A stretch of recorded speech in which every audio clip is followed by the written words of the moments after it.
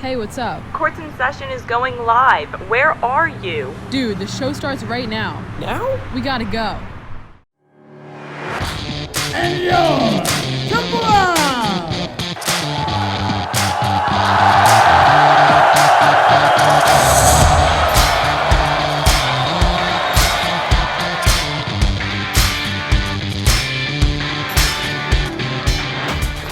Hello and welcome back to Courts in Session. We have another jam-packed show full of accolades, 2 wins, and a showdown with a top 10 opponent. But first, Josh, how's your cheesesteak? You know, I gotta say, I don't know Larry's as well as some other places, but anytime I get some whiz with, I won't complain. But you know what has me complaining? Schedule changes. I hate to be the bearer of bad news, but there has been quite a few of those in the past week. That doesn't mean we can't get to the court. So let's start with the guys in their home game versus Tulsa. The Owls came in hot, building an early lead and keeping a comfortable double-digit margin for most of the first half. But Tulsa came out with a vengeance. Temple turned over the ball 10 times this half. But here we have Jeremiah Williams taking it from Tulsa with a reverse. Devondre Perry tallied 17, but Tulsa cut the deficit to less than 10. Have no fear, Caleb Battle brought it off the bench. He recorded a season high of 22 points and 11 rebounds, notching his first double-double in just his third game with the Owls. Tulsa was down just 7 points with a minute left, but Temple closed it with 4 made free throws. Temple won this one 76-67. I don't really focus on, numbers. I focus on just how my teammates get a win. Coach and I, we watch film after every game together. So whatever he points out, he has a lot of experience at this game. And every day I just try to pick his brain. And he's the reason why I came to this school. So every day I just try to pick his brain and see what I can do to get better. As good as Tulsa was, the Houston game a few days earlier was that bad. The nationally ranked Cougars won handily by a score of 68-51. Justin Gorham was everywhere for the Cougars in this one, finishing with a well-earned double-double, 10 rebounds to go along with 14 points. A few positive for the Owls in this one. The biggest is the continued play of Jake Forrester, who finished with 15 points and 8 boards against one of the best rebounding teams in the nation. As of this moment, and it does change by the moment, the men don't have any cancellations for the next week. The Owls will be staying in Philly for both games. The first comes Sunday at noon against Tulane, and their second game Thursday against Cincinnati was originally slated to be played in Ohio, but after a litany of schedule changes, the AAC moved that matchup to the Liacouras Center. As just about every basketball fan knows, a year ago this week, we lost a basketball legend and a Philadelphia icon in Kobe Bryant.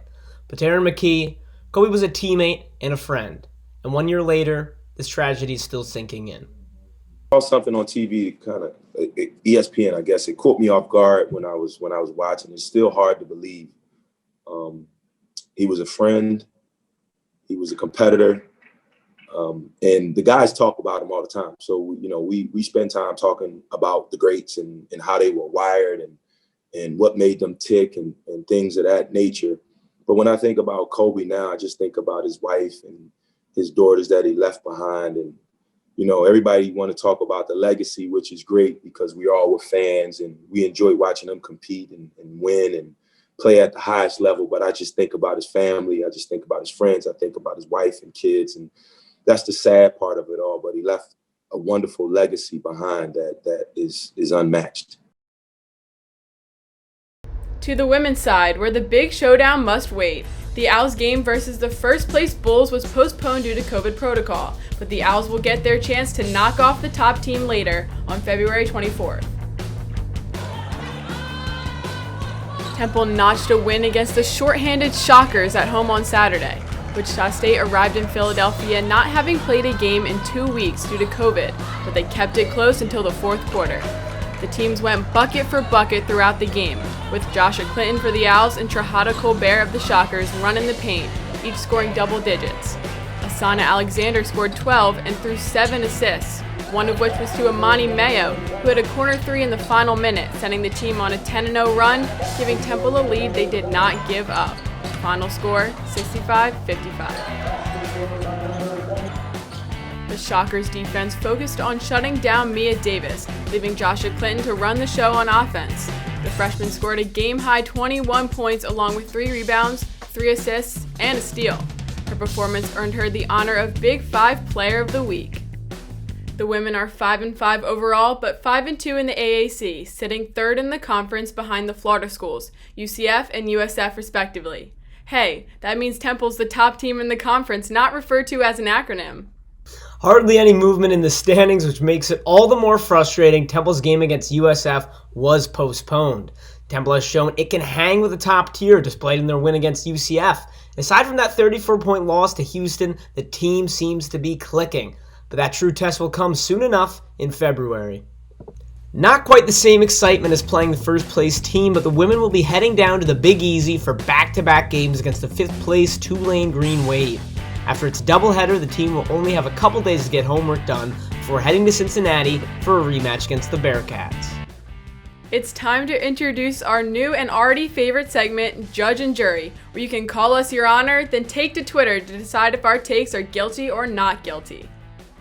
That's right. To close out our shows, we'll be giving you a hot take surrounding the world of Temple basketball. And it can range from just about anything, from short shorts inseam leg to quadrant 1 wins. We'll give you a breakdown as the judge, but ultimately the jury, you at home, will get the final say via a Twitter poll. And without further ado, court's in session.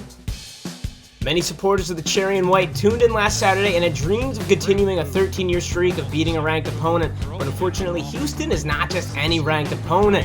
Now let's start Houston. They could put Windex out of business because they are glass-cleaning monsters. They lead the entire country in offensive rebounding, and they were second in the country last year. This is nothing new. In the game Saturday, Temple brought down more offensive rebounds than the Cougars, something that Owls fans should be happy about. Rebounding has been an Achilles heel for Temple these last few years. Now on the defensive side, Houston is ranked 3rd in defensive efficiency. It's a bit of a complicated stat, but it's a good stat at showing how good a team is at defense. And the only 2 teams ahead of them are UAB and Abilene Christian, so you take that with what you will. They force errant passes with their deadly post track. In a year with minimal out-of-conference play, tournament teams are in for a rude awakening when they take on the AAC's representative in Houston. Here's the charge. Houston will be a Final Four team this season. What's the verdict? If you agree that the Cougars will be guilty of making it to the Final Four, let us know. If you aren't sold on Houston making this run, weigh in as not guilty. But for now, I rest my case. And whoa, let me tell you, let me catch my breath a little. Might have to heat up that second cheesesteak. Talking about that Houston defense is making me tired. And before I get called for a 10-second violation, that's all the time Courts in Session has for today. While you're on Twitter casting your verdict in our poll on @OwlSportsUpdate, look for our sports brief on Monday afternoon and Owl Access Pass on Tuesday afternoons. We will be back next Friday for the next edition of Courts in Session. For myself and Josh Safran, thank you for watching. See you next week.